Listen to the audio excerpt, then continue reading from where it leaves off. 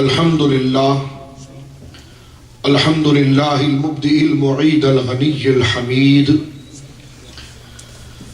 ذی العفو الواسع والعقاب الشدید من ہداہ فہو سعید السدید ومن اضلہ فہو البعید الطرید یعلم ما ظہر وما بطن وما خفی وما علن والصلاة والسلام على اشرف الانبیاء خاتم النبیین انیس الغریبین راحت العاشقین مراد المشتاقین سید العرب والعجم سید الاولین والآخرین سیدنا و حبیبنا نبینا و کریمنا و مولانا محمد صلی اللہ علیہ وسلم عبدہ و رسولہ بالہدا و دین الحق ارسلہ اما بعد فاعوذ باللہ من الشیطان الرجیم بسم اللہ الرحمن الرحیم الذي يراك حين تقوم وتقلبك في الساجدين وعن ابي هريره رضي الله تعالى عنه قال قال النبي صلى الله تعالى عليه وسلم بعثت من خير قرون بني آدم قرنا فقرنا حتى كنت من القرن الذي كنت منه رواه البخاري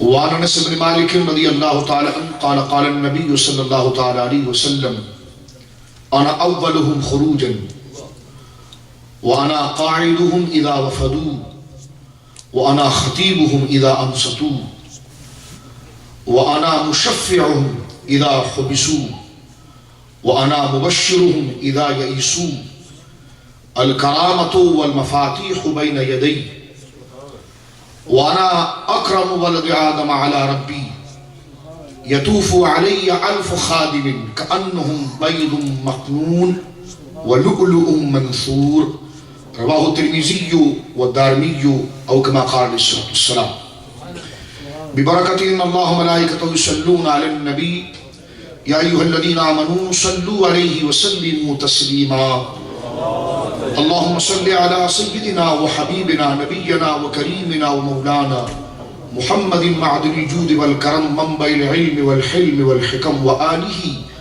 وصحبه وبارك وسلم صلاة وسلام عليك يا سيدي يا حبيبي يا رسول الله فمبلغ العلم فيه أنه بشر وأنه خير خلق الله كلهم فانسب إلى ذاته ما شئت من شرف فانسب إلى قدره ما شئت من عظم منزہ عن شریک فی محاسنہ فجوہر الحسن فیہ غیر منقسم وابیض یستسقى الغمام بوجہہ ثمار الیتامى عصمة للارامل انت لما ولدت اشرقت الارض ضاءت بنورك الافق نحن في ذلك الضياء والنور سبل الرشاد نحترق مولا صل وسلم دائما سرمدا على حبیبک خیر الخلق كلهم رب اشرح لي صدري ويسر لي امري واحلل عقدة من لساني يفقهوا قولي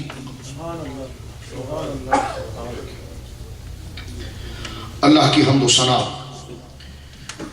نبی کریم صاحب تکریم باعث تخلیق ارض و سما صلی اللہ علیہ وآلہ وصحبہ وبارک وسلم کی بارگاہ مقدسہ میں انتہائی محبت و عقیدت کے ساتھ اجلال و ادب کے ساتھ درود و سلام پیش کرنے کے بعد تمام تعریف اللہ وحدہ لا شریک کے لیے ہے۔ میں بے حد مشکور ہوں برادر محترم حضرت علامہ مولانا قبلہ سیف النبی صاحب دامت برکاتہ العالیہ کا اور آپ کے تمام رفقا اور اسٹیج پر جلوگر سادات کرام علماء کرام اور میرے سامنے موجود الشاقان مصطفیٰ آپ تمام کا کہ آپ حضرات کی محبت اور آپ حضرات کی یہ خاص عنایت کے اس متبرک اور اس مبارک دن میں اور اس شب میں اور اس مبارک محفل میں مجھے ایک دفعہ پھر حاضری کا شرف حاصل ہو رہا ہے۔ اللہ رب العالمین اس مرکز اہل سنت کو دوام عطا فرمائے، قبلہ قاری صاحب کو اللہ رب العالمین لمبی عمر بالعافیت عطا فرمائے، چرخ اہل سنت پر ان کے فیضان کو اللہ جاری رکھے، اور جو سادات اور جو بزرگ اسٹیج پر جلوگر ہیں اللہ رب العالمین اس مجمع پر اس علاقے پر ان کا سایہ رکھے، اور آپ تمام کو اللہ رب العالمین اس ذکر کی برکات کے صدقے آپ کو آپ کے بچوں کی خوشیاں اور دونوں جہانوں کی عافیتیں ذکر مصطفیٰ کے صدقے اللہ مقدر فرمائے۔ حضرات گرامی، تسلسل کے ساتھ یہ محفل جاری ہے اور سالانہ طور پر تو باقاعدہ اہتمام کے ساتھ ہوتی ہے۔ دراصل اہل اسلام کا یہ طریقہ ہے اور اہل حق کا یہ طریقہ ہے، عشاقِ مصطفیٰ کا یہ طریقہ ہے کہ وہ قرآن و سنت کو پڑھ کر اس مضمون کو جان چکے ہیں کہ اصل دین ذکر مصطفیٰ ہے اور اصل دین محبت مصطفیٰ ہے۔ حضور علیہ السلام کی عظمتوں کو دل سے قبول کرنا اور اللہ رب العالمین جل وعلا نے جو حضور کو بزرگی کا منصب عطا فرمایا ہے اس کا اعتراف کرنا اور اس کو نعتوں کی صورت میں، درود پاک کی صورت میں، الغرض ثنا و توصیف کی جس طریق ہے تمام طریق میں حضور کا ذکر کرنا، یہ اہل اسلام کے سامنے یہ کانسیپٹ واضح ہو چکا ہے کہ اصل دین یہی ہے اور یہی اللہ کو راضی کرنے کا سب سے مؤثر طریقہ ہے۔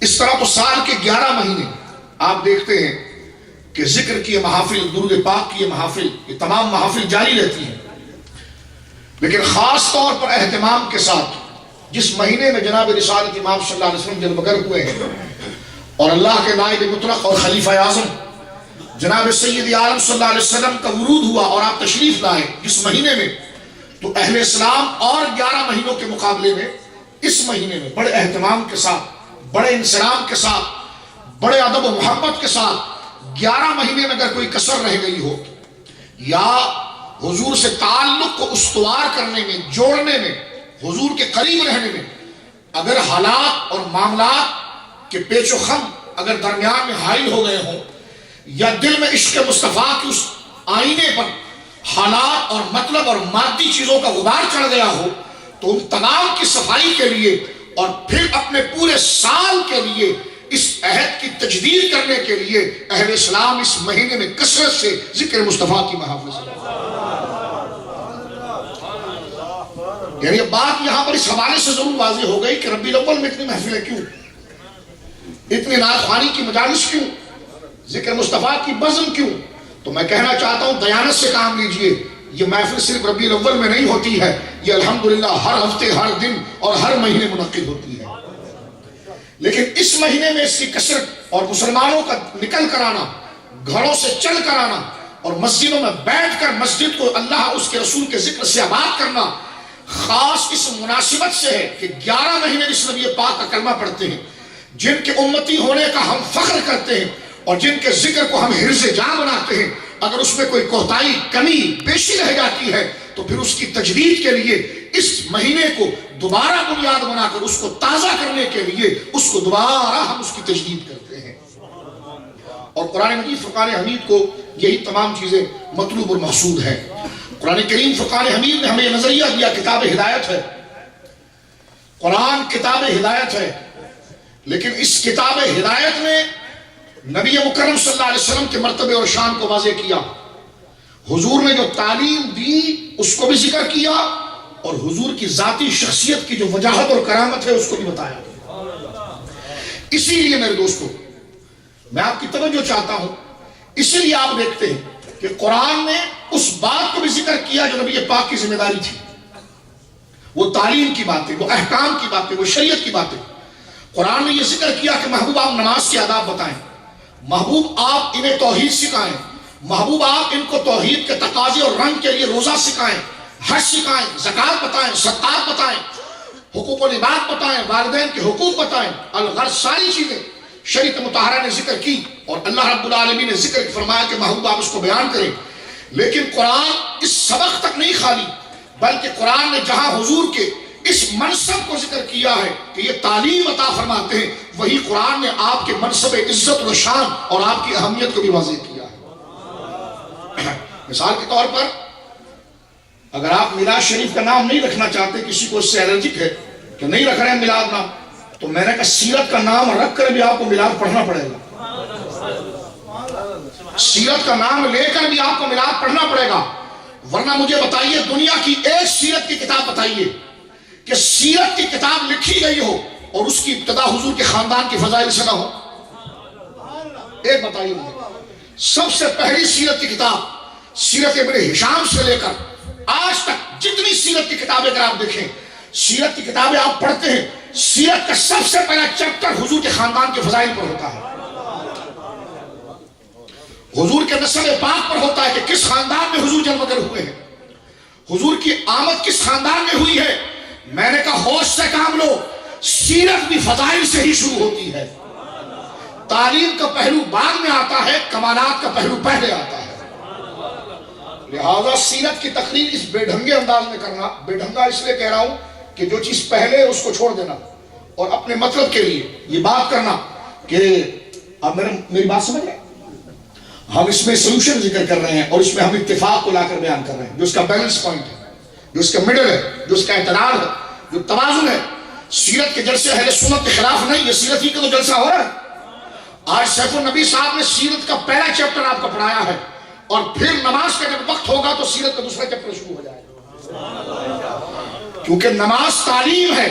یہ حضور کی سیرت کا دوسرا درجہ ہے۔ اصل درجہ حضور کی اپنی وجاہت ہے، اپنی عزت ہے۔ اور سنتے جائیے یہ بات، کیوں سیرت نگاروں نے سرکار کے خاندان کی وجاہت پہلے نقل کی، سرکار کے چہرے مبارک، سرکار کو جو اللہ نے عزت و شان عطا فرمائی ہے وہ پہلے کیوں نقل کی ہے؟ تاکہ دنیا کو پتا چلے انسانوں کی سیرت اور ہوتی ہے اور نبی کی سیرت اور ہوتی ہے۔ میں بڑا حیران ہوں کہ پروگرام سیرت النبی کے نام سے رکھے جاتے ہیں، پروگرام سیرت النبی کانفرنس۔ آپ جا کر اگر بیٹھیں تو اس میں تقریر کیا ہوتی ہے کہ نبی پاک پڑوسیوں کا خیال رکھتے تھے، نبی پاک جو کمزور تھا اس کا بوجھ اٹھاتے تھے، نبی پاک مہمان نوازی کرتے تھے، اپنا جوتا مبارک اپنے ہاتھ سے سی لیتے تھے۔ میں نے کہا یہ سیرت کی ابتدا نہیں ہے، یہ سیرت کا درمیانہ پہلو ہے۔ آپ واقعی میں سیرت پر اگر بات کر رہے ہیں تو یہ تو وہ باتیں آپ بتا رہے ہیں جو ہر انسان کے اندر کامن ہے۔ تو آپ سیرت النبی کا ٹائٹل کیوں دے رہے ہیں؟ آپ سیرت الانسان کا ٹائٹل دیں۔ آپ نے اگر سیرت النبی کا ٹائٹل دیا تو پہلے یہ بتائیں نبی ہوتا کون ہے؟ نبی انسان تو ہے نا، اس کا تو انکار نہیں ہے، لیکن انسان کے باوجود اسے نبی کہا گیا ہے، تو وہ اونچا کون سا درجہ ہے جو انسان ہو کر اسے اٹھا کر اوپر رکھتا ہے؟ جس کو امام احمد رضا کہتے ہیں کہ اللہ کی سرتابہ قدم شان ہے۔ یہ سر مقدس سے لے کر پاؤں تک جو حضور کا وجود مبارک ہے، میں ہاتھ نیچے کر کے بیان نہیں کر سکتا، سر اوپر ہوتا ہے پاؤں نیچے ہوتے ہیں، لیکن حضور علیہ السلام کا قدم مبارک بھی ایسا ہے جس کو اوپر کر کے بیان کیا جاتا ہے، اس کے لیے یوں نہیں ہوتا، یہ بھی بے ادبی ہے۔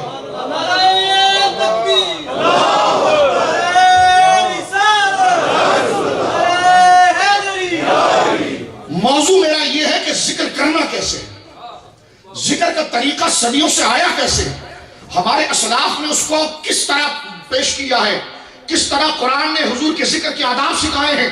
یہ بے ڈھنگا انداز نہیں چلے گا اپنے فرقے کو پرموٹ کرنے کے لیے، اپنی جماعت اور اپنے جھنڈے کو پرموٹ کرنے کے لیے نہیں۔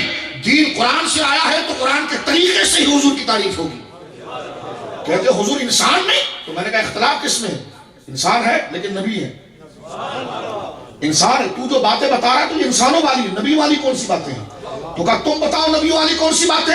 میں نے کہا نبیوں والی وہ باتیں ہیں کہ وہ انگلی اٹھائے تو چاند دو ٹکڑے ہو جائے، نبیوں والی وہ باتیں ہیں کہ ابرو ہلائے تو ڈوبا ہوا سورج نکل آئے، نبیوں والی وہ باتیں کہ جبہ کسی کو دے دیں تو وہ شفا یاب ہو جائے، نبی والی باتیں یہ کہ ٹوٹی ہوئی ٹانگ پر تھوک اپنا لعاب لگا دیں تو ٹانگ جڑ جائے، نبی والی بات یہ ہے کہ پسینہ کا فرمائے تو دلہن پوری بارات معطر ہو جائے۔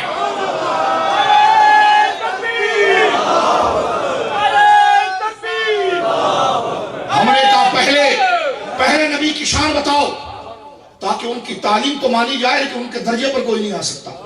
تم اگر نبی کی یہ تعلیم بتاؤ تو اس میں تو ہر بندہ کہتا کیوں لوگ اتنے جری اور بے باک ہو گئے۔ علماء نے لکھا کہ قلم کب بے ادبی کرتا ہے ذات مصطفیٰ کی بارگاہ میں معاذ اللہ، فرمایا جب کرتا ہے جب ان کی نبوت کا روب دل سے ہٹتا ہے، فرمایا جب ان کی نبوت کی عظمت کا غرغرہ دل پر رہتا ہے تو پھر قلم ان کی ثنا لکھتا ہے، اور جہاں ان کی عزت و تقریر ان کے مرتبے کی بزرگی ہٹتی ہے تو برابری کا خیال آتا ہے اور پھر وہ لکھ گزرتا ہے جس کا نام محمد علی ہو، وہ کسی چیز کا مختار نہیں۔ یہ برابری کب پیدا ہوتی ہے؟ جب منصب عزت کے ہٹاتے ہو اور جب عزت کا منصب دیتے ہو تو فرق واضح ہو جاتا ہے کہ غلام غلام ہے، آقا آقا ہے، غلام غلام ہے اور آقا آقا ہے۔ کتنی پیاری بات امام احمد رضا نے ایک شعر میں منصب نبوت کو سمجھائی ہے، فرمایا حضور انسان ہے، اس کا کون انکار کرے گا؟ جو انکار کرے گا مسلمان نہیں رہے گا، لیکن جو اپنی طرح کہے گا تو وہ مسلمان نہیں رہے گا۔ صرف یہ نہیں کہ آپ حضور کو انسان نہیں کہتے، جو حضور کو انسان نہ کہے وہ مسلمان نہیں، میں نے کہا جو اپنی طرح کہے وہ بھی مسلمان نہیں۔ قرآن نے کہا ہے لَقَدْ جَاءَكُمْ رَسُولٌ مِّنْ أَنفُسِكُمْ، یہ رسول تمہیں میں سے، تم جیسے ہیں۔ میں نے کہا قرآن نے یہ کہا کہ رسول تم جیسے ہیں، قرآن نے یہ نہیں کہا کہ تم رسول جیسے ہو۔ اس فرق کو مولوی صاحب سمجھیے آپ، صحابہ کرام آپ سے زیادہ نبی پاک کو جانتے تھے، لیکن کبھی برابری کیوں نہیں کی؟ اس لیے کہ وہ جانتے تھے کہ نبی ہم جیسے ہیں، ہم نبی جیسے نہیں ہیں۔ نبی ہم جیسے ہیں یہ اور چیز ہے، نبی ہم جیسے ہیں یہ اور چیز ہے، ہم نبی جیسے ہیں یہ اور چیز ہے۔ غور کیجئے کتنی پیاری بات سرکار کے منصب جلیل پر پڑی ہے۔ فرمایا حضور علیہ السلام کون ہے؟ سنیے ذرا، کون ہے نبی پاک؟ ایسی مجلسوں پر فتوے نہیں لگائے جاتے، ایسی مجلسیں تو ہر مسجدوں میں ہونی چاہیے۔ کاش وہ دن آئے کہ مسجد نبوی میں بھی ایسی مجلس ہو، کاش وہ دن آئے کہ مسجد حرام میں بھی ایسی مجلس ہو، جب مسجد نبوی کے اندر دنیا کے سفیروں کو بلا کر مجلس ہو سکتی ہے تو مصطفیٰ کے میلاد اور کمالات کی مجلس کیوں نہیں ہو سکتی؟ سمجھ رہے میری بات آپ؟ کیوں میں یہ کہہ رہا ہوں آپ کے سامنے، یہ ٹوٹا ہوا دل آپ کے سامنے میں کیوں رکھ رہا ہوں؟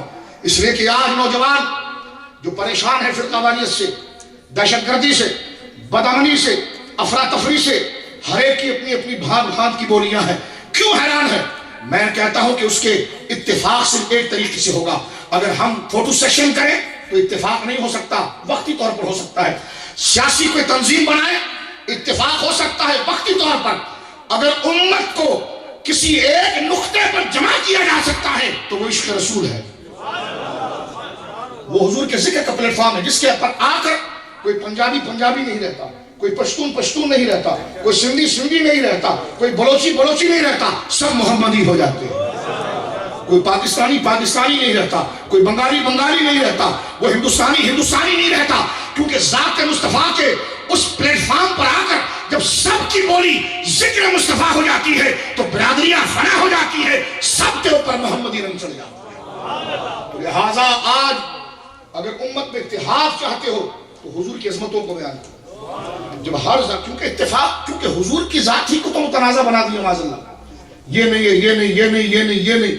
تو میں نے کہا کہ جن کا ہم کلمہ پڑھیں اور جن کی تعریفیں خدا خود کرے، اور خدا کرے بھی کیسے کہ جب مدینہ کی یہودیوں نے حضور علیہ السلام کی معصوم سیرت پر حملہ کرنا شروع کیا تو سرکار کا دل مبارک ملول ہوا، کہا میں تو ان کے لیے بڑا خیر خواہ ہوں اور یہ میرے لیے اتنے سخت رویہ رکھتے ہیں۔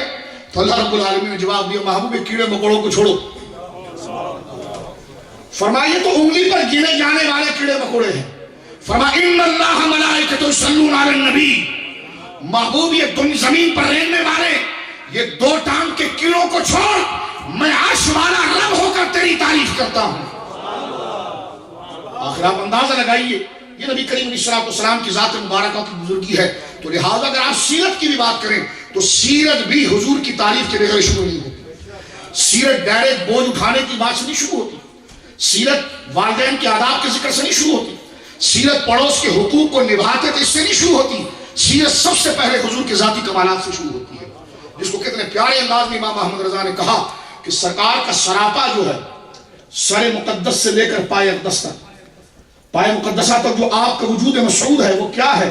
فرمایا اللہ کی سرتاب قدم شان ہے یہ، اللہ کی سرتاب قدم شان ہے یہ، انسان نہیں انسان وہ انسان ہے یہ، انسان نہیں انسان وہ انسان ہے یہ۔ قرآن تو ایمان بتاتا ہے ہی نہیں، ایمان یہ کہتا ہے میری جان ہے۔ اب آپ دیکھیے سرکار دو عالم صلی اللہ علیہ وسلم کے منصب سے متعلق یہ ہمیشہ امت کا عقیدہ رہا ہے۔ کیا آپ نے یہ بات نہیں سنی کہ لا يمكن الثناء كما كان حقه، بعد از خدا بزرگ تو ہی قصہ مختصر، کہ نبی پاک کی ثنا اور تعریف کیسے کی جائے؟ کیا صدیوں سے یہ عقیدہ نہیں؟ یہ امام اہل سنت شاہ عبدالعزیز کی کتاب میں یہ حوالہ نہیں کہ حضور کی تعریف کیا کی جائے؟ فرمایا ایک رتبہ بیان کرتے ہیں تو دوسرا اس سے اونچا ہے، دوسرا بیان کرتے ہیں تو اس سے پہلا اور اونچا ہے۔ تو کہا پھر کیا کہیں؟ کہا یہی کہیں گے بعد از خدا بزرگ تو ہی قصہ مختصر، خدا کے بعد اگر کوئی بزرگ برتر ذات ہے تو آمنہ کی لال ہے۔ میں نے کہا پہلا یہ چیپٹر ذکر ہوگا پھر سیرت کی بات آئے گی، پہلے یہ ذکر کیا جائے گا اس کے بعد تعلیم کا پہلو آئے گا. اور آپ حیران ہوں گے حضرات گرامی، صحابہ کرام اس بات کو کس طرح سمجھتے ہیں. اور آپ ذرا غور فرمائیے اس چیز کو. خالد بن ولید رضی اللہ تعالیٰ عنہ جو حضور علیہ السلام کے اجلہ صحابہ میں سے، بزرگ و برتر صحابہ میں سے ہیں. حضرت خالد بن ولید رضی اللہ تعالیٰ عنہ کہیں سے گزر رہے ہیں، اور جب آپ تشریف لے جا رہے ہیں تو راستے میں، یہ زرقانی میں عبدالباقی نے واقعہ نقل کیا ہے مالکی علیہ الرحمٰن نے، اور بڑا محبوب واقعہ ہے کہ آج ہم کس طرح سمجھ رہے ہیں اور صحابہ کا عمل ہمیں کیا سمجھا رہا ہے. صحابہ کا عمل ہمیں کیا سمجھا رہا ہے. اور آپ کو حیرانگی ہوگی، اس سے پہلے میں ایک بات آپ کی خدمت میں عرض کر دوں کہ قرآن مجید فرقان حمید نے کچھ لوگوں کو نمازیں پڑھنے کے باوجود، کچھ لوگوں کو روزہ رکھنے کے باوجود، کچھ لوگوں کو تلاوت قرآن کے باوجود، قرآن نے کہا یہ مومن نہیں ہے. قرآن نے کہا یہ مومن نہیں ہے. اب اس میں وجہ ڈھونڈنی ہے. دیکھو کلمہ پڑھنے میں اختلاف نہیں ہے، کلمہ تو اس دور میں سب پڑھتے تھے، لیکن قرآن نے ایک بہت بڑی جماعت کو کہا کہ کلمہ پڑھنے کے باوجود ان کے دل میں ایمان نہیں آیا. سورہ بقرہ کا دوسرا رکوع آپ دیکھیں، شروع ہوتا ہے وَمِنَ النَّاسِ مَن يَقُولُ آمَنَّا بِاللَّهِ وَبِالْيَوْمِ الْآخِرِ وَمَا هُم بِمُؤْمِنِينَ. کچھ لوگ یہ کہتے ہیں اللہ پر ایمان لائے ہیں، اور ان کے قول کی حکایت اللہ خود کرتا ہے کہ وہ اللہ پر ایمان لائے، آخرت پر ایمان لائے، وَمَا هُم بِمُؤْمِنِينَ، وہ مومن نہیں ہے. اب وہ لوگ ڈر گئے، تڑپ گئے کہ بار بار جن کو منافقین نے مدینہ کہا گیا ہے، وہ داڑیاں انہوں نے رکھنی تھی، نمازیں وہ پڑھ رہے تھے، روزہ وہ رکھتے تھے، نمازیں، روزہ، تلاوت، ساری چیزیں حضور کے پیچھے صف میں کر رہے تھے. لیکن جب حضور علیہ السلام کی بارگاہ میں خاص جو قدر تھی اس سے جب وہ محروم ہوئے تو اللہ نے فرمایا یہ نماز بھی نماز نہیں ہے، یہ کلمہ بھی کلمہ نہیں، یہ روزہ بھی روزہ نہیں ہے. اب ہوا کیا؟ انہوں نے اللہ کی بارگاہ میں استغاثہ کی کہ پھر ہمیں ایمان کا ڈھنگ بتائیں، ایمان کا ڈھنگ بتائیں کہ کیسے ایمان لائیں. لا تو رہے لا الہ الا اللہ محمد رسول اللہ پڑھ رہے ہیں، لیکن یہ عجیب فلسفہ ہے کہ اگر یہ کلمہ، توجہ سنیے، اگر یہ جملہ لا الہ الا اللہ محمد رسول اللہ کا اگر ابو بکر کہتا ہے تو اللہ خوش ہوتا ہے، اور یہی جملہ جب وہ بندہ کہتا ہے تو اللہ خوش نہیں ہوتا. نہیں سمجھا؟ کلمہ تو ایک ہی ہے، کلمہ تو ایک ہی. اگر اس طرف بائیں طرف کھڑا ہوا عبداللہ بن ابی، توجہ سنیے گا، اگر وہ کلمہ پڑھے لا الہ الا اللہ محمد رسول اللہ حضور کے چہرے کو دیکھ کر، اللہ فرماتا ہے جھوٹا ہے. اور حضور کے چہرے کو دیکھ کر اگر ابو بکر کلمہ پڑھے تو فرمایا صدیق اکبر ہے، سب سے بڑا سچا ہے. تو پتا چلا کہ کلمہ میں کوئی اختلاف نہیں ہے، اس کے پیچھے کوئی اور راز ہے، اس کے پیچھے خاص جذبہ نہیں ہے. خاص جذبے کے ساتھ اگر کلمہ پڑھا جائے تو خدا کی بارگاہ مقبول ہے. اب اس جذبے کو ڈھونڈنا ہے. نہیں سمجھ رہا؟ کیونکہ جسم کے ساتھ اگر روح رہے تو جسم کی قدر ہے، اور جسم میں روح نہ رہے تو جسم کو پھر قبر میں اتار دیا جاتا ہے. تو کلمے کا جسم تو ہے کہ لا الہ الا اللہ لا الہ الا اللہ، لیکن روح نہیں ہے. ابو بکر کے کلمے میں کہ جسم بھی ہے اور روح بھی ہے. اب جب وہ حیران ہوئے کہ کلمہ ہم پڑھے تو کافر، ابو بکر پڑھے تو مومن، آخر وجہ کیا ہے؟ تو پھر اللہ نے ان سے کہا کہ دیکھو کلمہ تو پڑھتے ہو، طوطے کی طرح رٹ رہے ہو تم کلمہ، لیکن اس کا کوئی ڈھنگ بھی ہے، اس کے پیچھے کوئی جذبہ بھی ہے، اس کے پیچھے کوئی ایک تحریک بھی ہے. اس تحریک کو پہلے تیار کرو، وہ قلبی ارادت پہلے تیار کرو، پہلے وہ جذبہ پیچھے سے تیار کرو. اس کلمے کی جو روح ہے اس کا کنیکشن اس کلمے کے ساتھ ہے، اس کو بیدار کرو. جب وہ بیدار ہو تو پھر کلمہ پڑھنا تو قبول کر لیں گے. انہوں نے کہا جی وہ جذبہ کہاں ملے گا؟ اللہ نے فرمایا جاؤ ابو بکر کو جا کر دیکھو، جو وہ کر رہا ہے وہ تم بھی کرو. جاؤ عمر کو جا کے دیکھو. اب یہ پوری ٹولی، روحانی دیکھیے، یہ پوری ٹولی گئی تو حیران ہو گئے کہ سرکار ایک اونچے پتھر پر بیٹھ کے وضو کر رہے ہیں، اور یہ سارے صحابہ وضو کے پانی کو ہاتھ میں روک رہے ہیں، اور ہاتھ میں روک کر اپنے جسم پر مل رہے ہیں. پیچھے والے کو موقع نہیں ملا تو وہ اس کی پشت پر ہاتھ رکھ کر کہتا ہاتھ دکھا. وہ ہاتھ دکھاتا ہے تو وہ اس کے ہاتھ کو رگڑ کر اپنے سینے سے لگاتا ہے. اب یہ دیکھ رہے ہیں کہ یہ سرکار دو عالم صلی اللہ علیہ وسلم نے کلی فرمائی. کلی فرما کر جب آپ اب منہ دہن مبارک سے جو کلی کا پانی تھا اس کو ایک طرف ڈالنے لگے تو کچھ صحابہ اپنے چہرے کو آگے کر رہے تھے، کچھ سینے کو آگے کر رہے تھے، کچھ چلو بنا رہے تھے. تو انہوں نے کہا ایسا ایمان؟ اللہ نے فرمایا ہاں ایسا ایمان، ایسا ایمان. سمجھ رہے آپ؟ ایسا ایمان، ایسا ایمان لاؤ. انہوں نے کہا یہ بے وقوفوں کا طریقہ ہے. قالوا نؤمن كما آمن السفهاء، ہم ان بے وقوفوں کی طرح ایمان لائے. اللہ فرماتا جس کو تم بے وقوفی کہہ رہے ہو ہماری بارگاہ میں وہی ایمان ہے. تمہیں یہ بے وقوفی اس لیے لگ رہی ہے کہ تمہیں اپنی انا یاد ہے، اور یہ ایمان والے اس لیے کہ ان کی انا ختم ہو گئی ہے، بس محمد کا عشق کرم چڑھ گیا ہے۔ تو لہذا شریعت مطہرہ نے کلمے کو بھی متوجہ رکھا کہ زبان سے اگر خدا کے کلمے کی توحید ہو تو اندر سے جذبہ عشق مصطفیٰ کے لیے ابھر رہا ہو، اور ذات مصطفیٰ میں تعظیم اور احترام کے ایسے ایسے طریقے پیش کر رہا ہو جس کی نظیر عشق کی غمازی کرتی ہے۔ تو اب آپ دیکھیے، آج اگر آپ انگوٹھا چومیں تو اگر کہتے ہیں یہ کیا کیا، تو ہم نے کہا اگر آپ کے نام پر چومتے تو یقین آپ ہنس کے بات کرتے، اگر آپ کے جماعت کے کسی امیر کے نام پر چومتے تو یقین آپ اس پر دلیل مانگتے۔ میں نے کہا یہ بات اسی طرح ہے کہ اس طرح ان کا چومنا تو ان کو سمجھ میں نہیں آیا، ہمارا چومنا بھی آپ کو سمجھ میں نہیں آ سکتا، اس لیے کہ چومنا کسی کو جلانے کے لیے کسی لیڈر کے نام پر نہیں ہے، اللہ کے محبوب کے نام پر ہے۔ ہم تو نام چوم رہے ہیں مولوی صاحب جنہوں نے دیکھا تھا وہ رسول اللہ کے پاؤں چومتے تھے، جنہیں دیکھا تھا وہ گر کر پاؤں چومتے تھے۔ میں پوچھتا ہوں آخر صحابہ میں ایسا جذبہ کیا تھا، ایسی تحریر کیا تھی کہ جو آگے بڑھ کر سرکار دو عالم صلی اللہ علیہ وسلم کے تھوک مبارک قبول کرتے ہیں؟ وہ کیا شے تھی؟ وہ عشق تھا۔ ان کا کلمہ خدا کی بارگاہ میں کیوں مقبول ہوا؟ کہ کلمے کے پیچھے یہ تحریک تھی، یہ وفاداری کا جذبہ تھا، یہ عشق کا جذبہ تھا۔ تو سن لیجئے، کانسیپٹ کلیئر ہو گیا ہے۔ نمازیں خود مقبول نہیں ہوتی، کلمہ خود مقبول نہیں ہے، اگر خود سے کوئی شے مقبول ہے تو وہ حضور کی ذات ہے۔ اگر کوئی کلمے کو مقبول کرانا چاہتا ہے تو حضور کے ذکر کو جوڑے، کوئی نماز کو مقبول کرانا چاہتا ہے تو وہ حضور کے ذکر کو جوڑے۔ حضور کی تعظیم کو ہٹا کر اگر نماز پڑھ لی جائے تو ایسی نماز خدا قبول نہیں فرماتی۔ سمجھ رہے میری بات آپ؟ تو یہ ہے عشق مصطفیٰ صلی اللہ علیہ وسلم کی بنیاد۔ کیوں ہم یہ ذکر کی محفلیں سجاتے ہیں؟ کیوں ہم کمالات کو ذکر کرتے ہیں؟ کمالات کو اس لیے ذکر کرتے ہیں، عظمتوں کو اس لیے ذکر کرتے ہیں کہ دل ان کی طرف بڑھے، دل ان کی طرف بولیے۔ اور صحابہ اکرام دیکھیں مرتبہ اور عزت کو بیان کیسے کرتے ہیں۔ خالد بن ولید رضی اللہ عنہ کے بارے میں عبدالباقی مالکی محدث اواخر کے محدث ہیں، اور بڑی پیاری بات انہوں نے لکھی باقی کے اندر، فرماتے ہیں کہ خالد بن ولید کا گزر ایک بستی سے ہوا،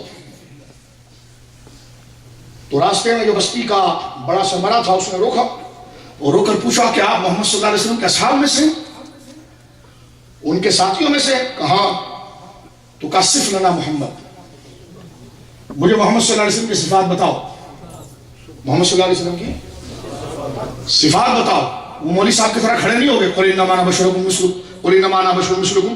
وہ بشر ہیں اور وہ عبداللہ کے گھر پیدا ہوئے ہیں، آمنہ کے گھر پیدا ہوئے ہیں، 63 سال عمر نے زندگی پائی نہیں۔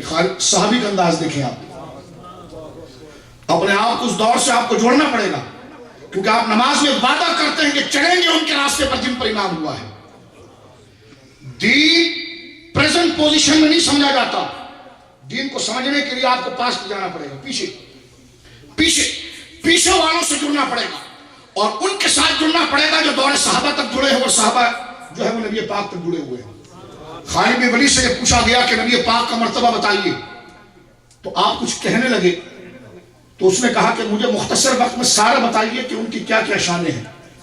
تو آپ نے فرمایا یہ نہیں ہو سکتا، تم مختصر وقت کی بات کرتے ہو، اگر مجھے تم پوری زندگی بھی دے دو تو میں مصطفیٰ کی تعریف کا حق کو نہیں بیان کر سکتا۔ صحابی کے جملے حدیث کی کتاب میں ہے کہ لا يمكن احاطة بها لعجزی، میں سے عاجز ہوں، میں یہ نہیں کر سکتا، اس لیے کہ لا يمكن احاطة بها، ایسی کوئی زبان بنی نہیں ہے جو مصطفیٰ کے کمالات کو گھیر سکے، اور ایسا کوئی لفظ نہیں ہے جس میں سارے کمال کو جمع کیا جا سکے۔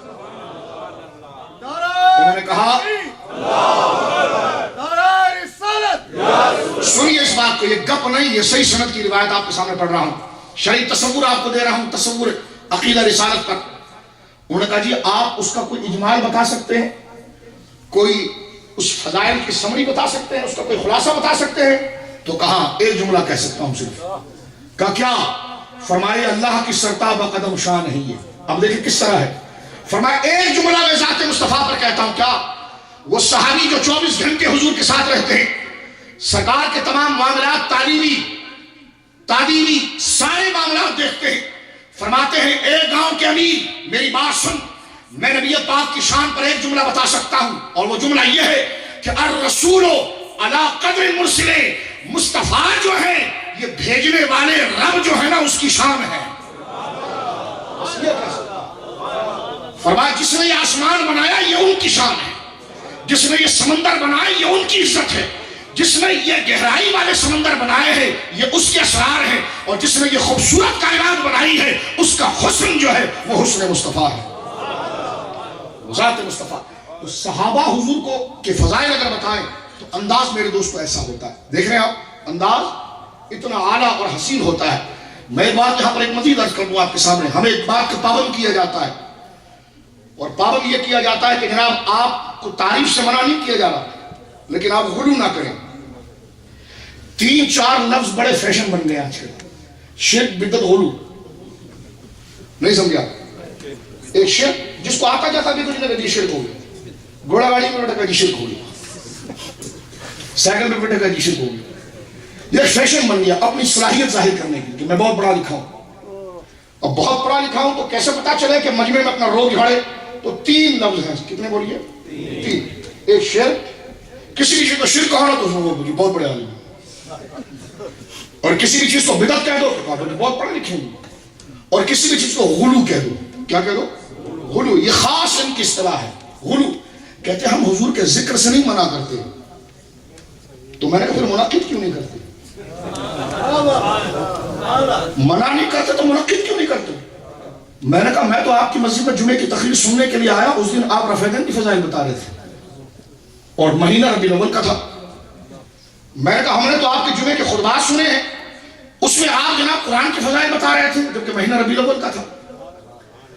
آپ کے جمعے کا خطبہ ہم نے سنا، اس میں آپ نماز کی فضیلت بتا رہے تھے جبکہ مہینہ جو ربیع الاول کا تھا۔ انہوں نے کہا جی میں بخاری کی حدیثیں پڑھ رہا تھا، اور آپ کو پتا ہونا چاہیے بخاری جو ہے وہ حدیثوں میں سب سے اعلیٰ کتاب ہے، میں بخاری کی کتاب الصلاۃ پڑھ رہا تھا۔ میں نے کہا آپ نے بخاری کی کتاب الصلاۃ پڑھی تو یہ بخاری کے اندر جو کتاب المناقب ہے یہ کب پڑھیں گے آپ؟ نہیں سمجھا؟ مناقب سے مراد امام بخاری ہو یا امام مسلم ہو، مناقب سے مراد ایک خاص چیپٹر علماء وہاں پر جمع کرتے ہیں، اور اس میں حضور کے خاندان کے فضائل، حضور کیسے تشریف لائے وہ فضائل، سرکار کے چہرے کی وجاہت، سرکار کے زلفوں کی باتیں، سرکار کی ریش مبارک کی باتیں جو شمائل میں آتی ہے، سرکار کے لباس کی باتیں، سرکار کے صحابہ کی باتیں، سرکار دو عالم صلی اللہ علیہ وسلم کے والدین کی تعریف۔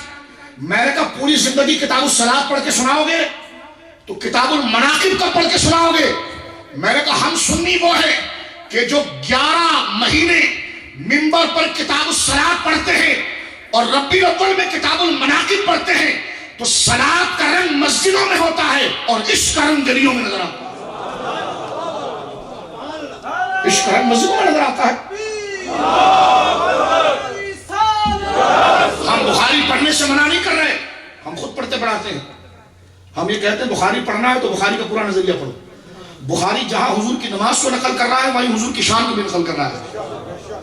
بخاری جہاں پر یہ روایت لے کر آ رہے ہیں کہ سرکار دو عالم صلی اللہ تعالی علیہ وآلہ وسلم نماز اس طرح پڑھتے تھے، وہ بخاری یہ روایت بھی لے کر آ رہے ہیں کہ میری ماں سیدہ عائشہ کہتی ہے کہ واللہ ما رعا الا یساریونک فی ہواک، اے مصطفیٰ کریم، میری ماں سیدہ عائشہ کہتی ہے کہ میں نے اپنے تجزیے سے آپ کو دیکھا ہے کہ خدا کی بارگاہ میں آپ کا رتبہ اتنا بڑا اور اتنا عالی ہے کہ میں نے محسوس کیا اے پیارے محبوب آپ کے دل میں کوئی خواہش ابھی آتی ہے اور خدا اس کو پورا کرنے میں پہل کرتا ہے۔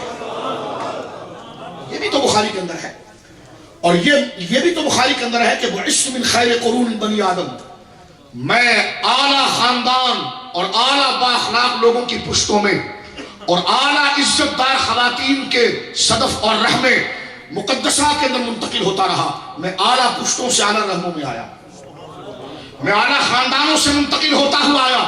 میں نے کہا جتنی حدیثیں آپ نے آمین بالجہر کی سکھائی ہے کہ زور سے آمین کہنا چاہیے، یہ حدیثیں آپ نے کیوں چھپائی؟ فضائل کی حدیثیں کیوں چھپائی؟ کیا صحیح حدیثوں میں یہ ذکر نہیں تھا کہ حضور نے فرمایا میں اپنی ماں کا خواب ہوں؟ حضور نے یہ نہیں فرمایا کہ جب میں پیدا ہوا تو میری ماں نے کہا کہ مجھ سے ایک نور نکلا اور اس نور کی روشنی اتنی تھی کہ میں مکہ میں بیٹھی تھی اور ملک شام کے محلات مشہور ہو گئے اور روشن ہو گئے؟ کہ امام حاکم نے اس کی توثیق نہیں کی کہ ذہبی نے اس کو صحیح نہیں کہا؟ کہ نہیں کہا تو میں نے کہا پڑھو نا، پھر کب پڑھو گے؟ کہہ رہے ہیں یہ رمضان میں پڑھیں گے، تو میں نے کہا 8 رکعت تراویح کا ثبوت کب دو گے؟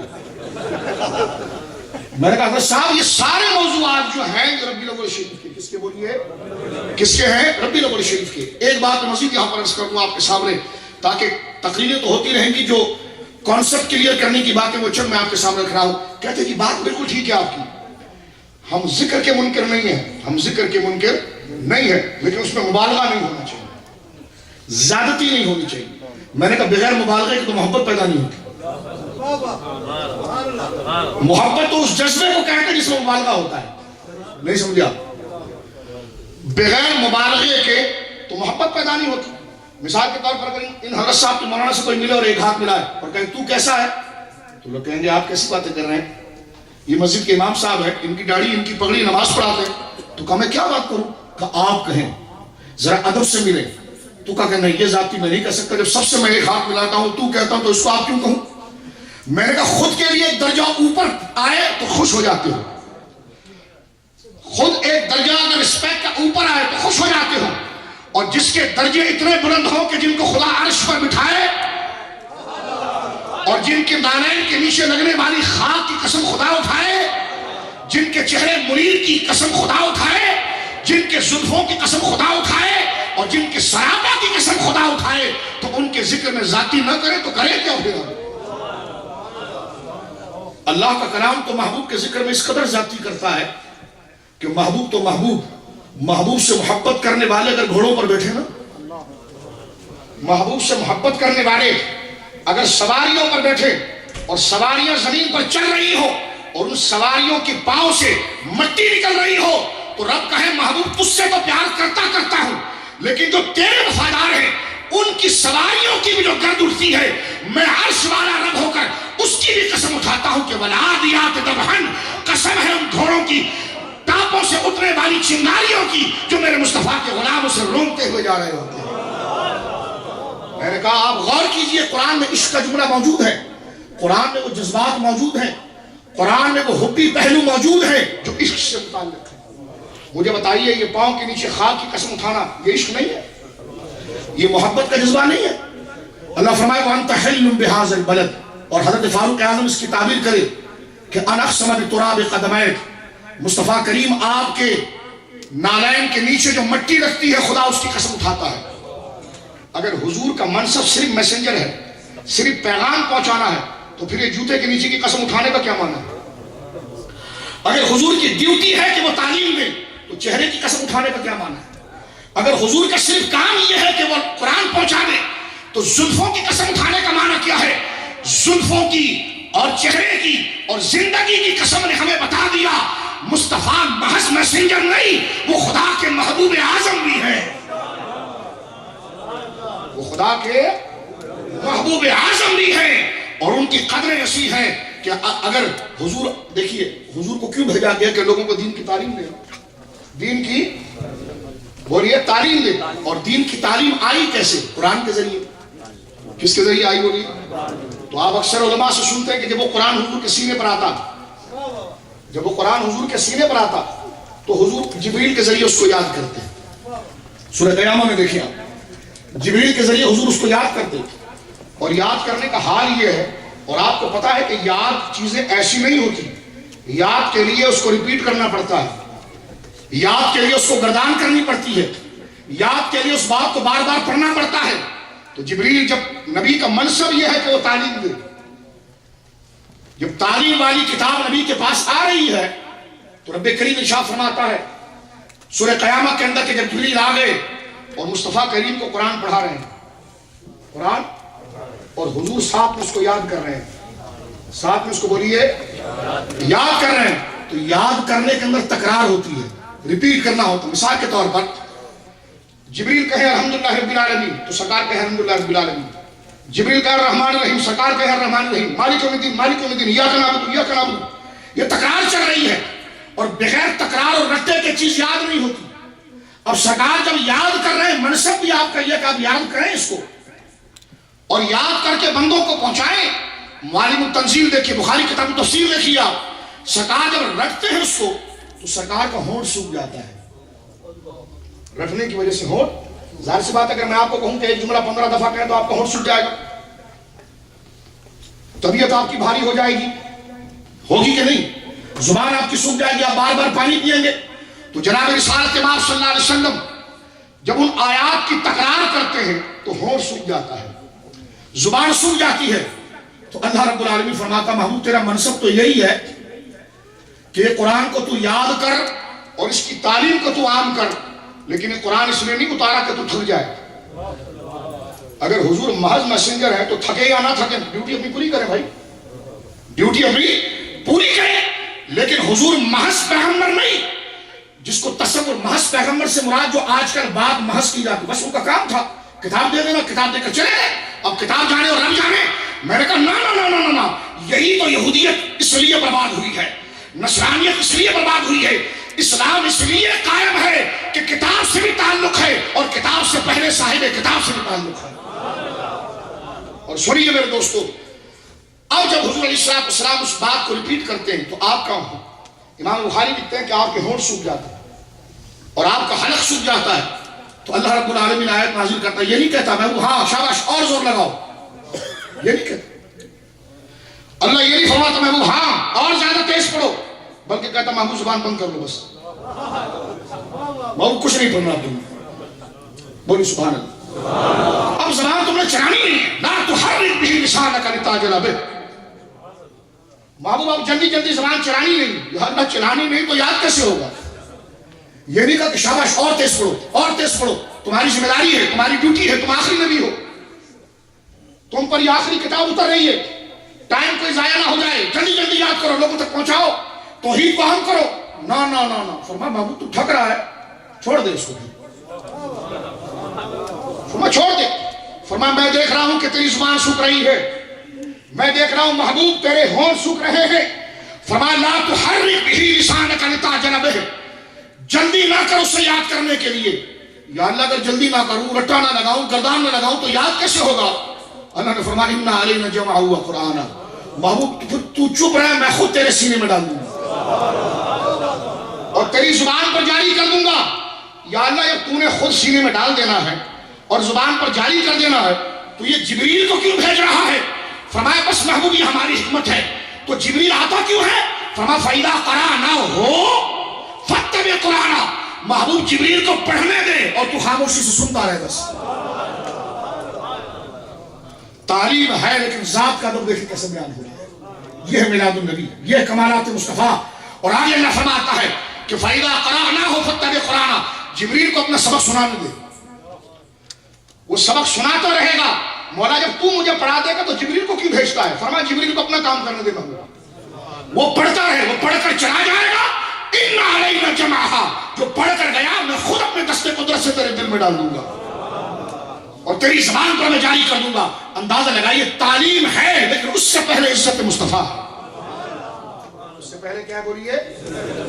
اچھا قرآن میں ایسے درجنوں واقعے، میں اختصار کی طرف چلتا ہوں آخری طرف، قرآن میں ایسے درجنوں واقعات ہیں کہ لوگوں کی بات حضور کو بری لگی، بری لگنے سے مراد کہ انہوں نے رسپانس ہی نہیں دیا، اور سرکار کون ہے؟ فَبِمَا رَحْمَةٍ مِّنَ اللَّهِ لِنتَ لَهُمْ۔ قرآن کہتا ہے لوگوں پر ہمارا یہ معنی اس کا یہ بھی ہے کہ لوگوں پر ہم نے یہ کرم کیا کہ مصطفیٰ کے دل کو اپنے بندوں کے لیے نرم کیا۔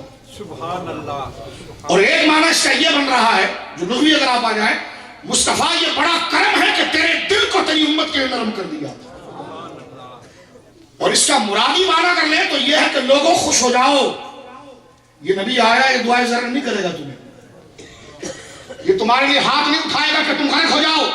فرمایا فَبِمَا رَحْمَةٍ مِّنَ اللَّهِ لِنتَ لَهُمْ، میرے بندوں خوشیاں مناؤ، وہ محبوب آ گیا ہے کہ جو تمہیں صرف دعائیں دے گا، کبھی بد دعا نہیں دے گا، اور نبی کی کوئی دعا ہوتی نہیں، دعائے ضرر نہیں دے گا۔